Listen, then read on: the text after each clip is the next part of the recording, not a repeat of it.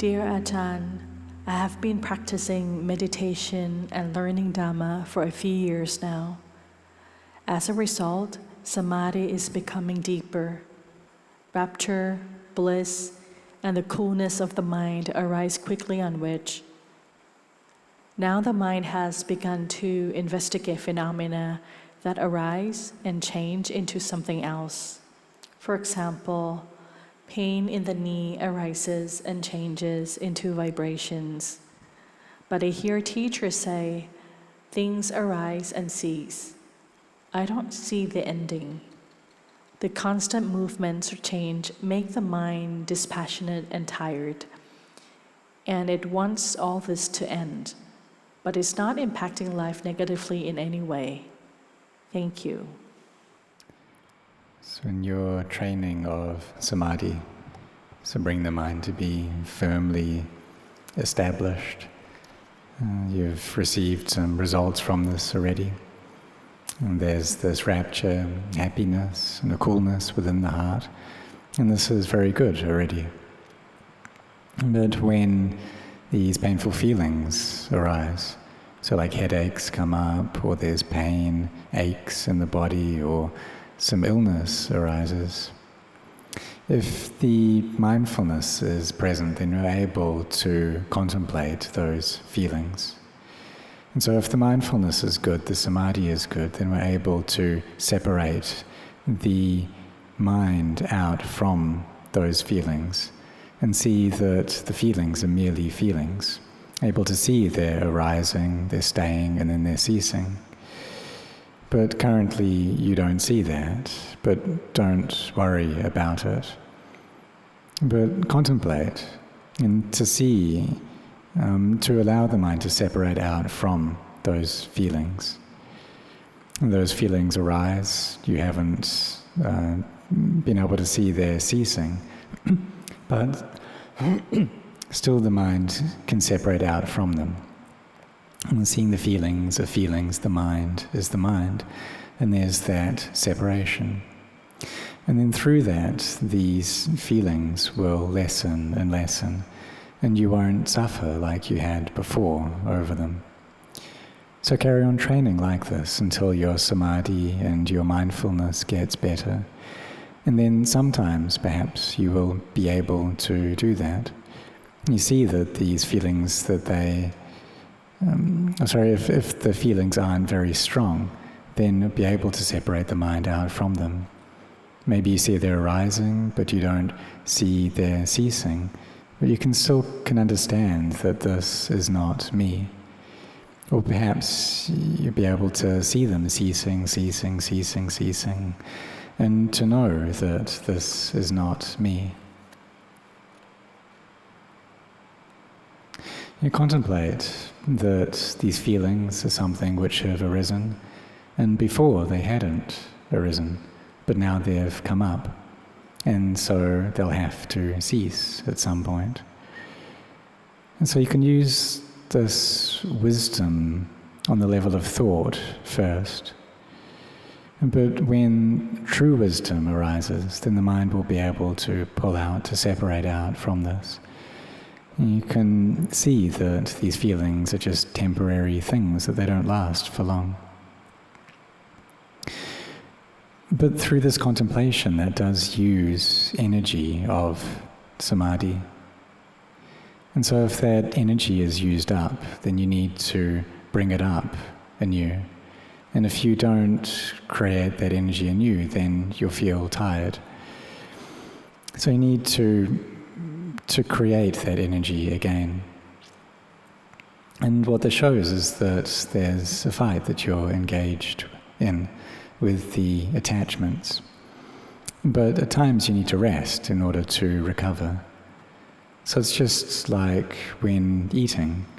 You put food into the body, but then when it uses that energy up, we need to eat some more food to gain more energy. So when we've used up the energy of our samadhi, then we need to create samadhi anew, to give more energy.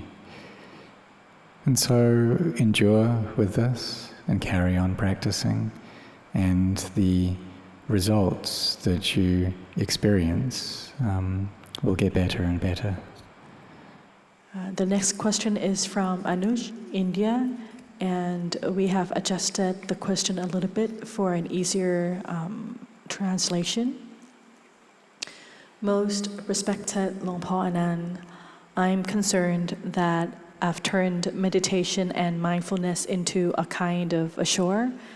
Instead of bringing calm and peace, it often creates stress, overthinking, and a sense of distraction in daily life. I have a mind that is curious, sincere, and serious, but also impatient, which may be contributing to this problem. Please guide me how I can turn this around. Are there specific meditation objects or methods you would recommend for me in such situations?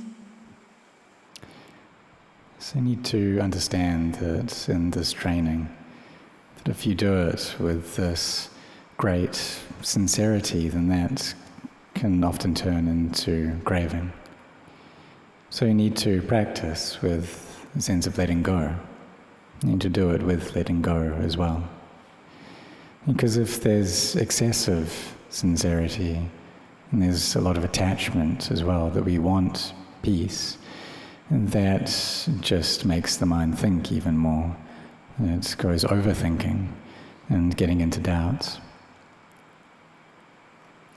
And so this is something that all practitioners face. And there can be this overthinking about the methods of the practice, and that can lead to all these doubts, which then leads to increased chaos and agitation, a lot of stress. And then we run out of patience and become tired, weary. So just keep a watch over your own heart and don't be tense around it. It's not that training in mindfulness is for the sake of making us stressed. And really, our bodies move all the time anyway. They're moving about. So we just know that. What is the body doing right now? When there's thinking, then we know that. And then we teach our minds to not attach to that. And we teach our minds that this is something not sure, that it's always changing. But don't pressurize yourself to have a lot of mindfulness all the time. When you train in the beginning, if you're impatient for results, that you want to just succeed, then it's not going to be that way. You just have to carry on doing it bit by bit, little by little, steadily practicing. It's like you say that you're impatient, but you need to train to bring up this patience, to be able to wait. And so like for you to become an adult, that took many years. For you to finish your studies, that took many years. So with training in samadhi, if you train and just want to succeed in it today, or in 1 month to be able to succeed in samadhi, it's not going to be like that. So you need to just steady practicing step by step and study and get to know what's going on. And so if there's anger, then don't worry about that. Just know that anger is present. If there's greed, then know that greed is present. If there's a lot of doubting, then know that there is doubting. And you teach yourself that this is not me. Right now the mind is being conditioned by this. And teach your mind that this is not sure, it's inconstant, these doubts. And just watch it. And really at the end of it, then all there is just doubts arising, and then staying, and then ceasing. And so I had an experience in this myself before, that I had a lot of doubts. And I would listen to the teachings of my teacher, and I'd be able to follow through with some of them, and some of them I couldn't do. But I carried on training, carried on going.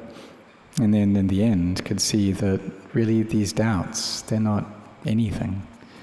these doubts just come up and then they leave. But then I thought, well, is that all there is to it? Just seeing doubts, is that it? Well, what should I do next? And if we get into that, then it just goes on without stopping. And so the mindfulness then was weak, the samadhi wasn't firmly established, and so wisdom hadn't arisen. And so we need to find a way of bringing up spaciousness into the mind, of establishing the mindfulness well, and just knowing this arising, staying, and ceasing. And so just be then aware of what's going on. And perhaps you'll be able to do this sometimes, and you won't be able to do it at other times. But don't get stressed around it. And when you train in mindfulness, do it with a sense of letting go. What is your suggestion if I notice that during meditation I can observe breath and emotions? However, the element of piti or rapture isn't there. It seems no relaxation than doing the duty of observing. I felt more relaxed seeing beautiful nature, chanting Metta Sutta, and doing yoga. So in the training of mindfulness and using the observation of the in and out breath, perhaps this rapture isn't coming up. But in that observation that there may be upekkha, so there may be this equanimity, that the mind is still and peaceful. And so maybe there isn't this rapture there, but the mind, it's not going into liking or disliking, it's in a middle, in an equanimous state, equanimous towards all of the objects of the mind.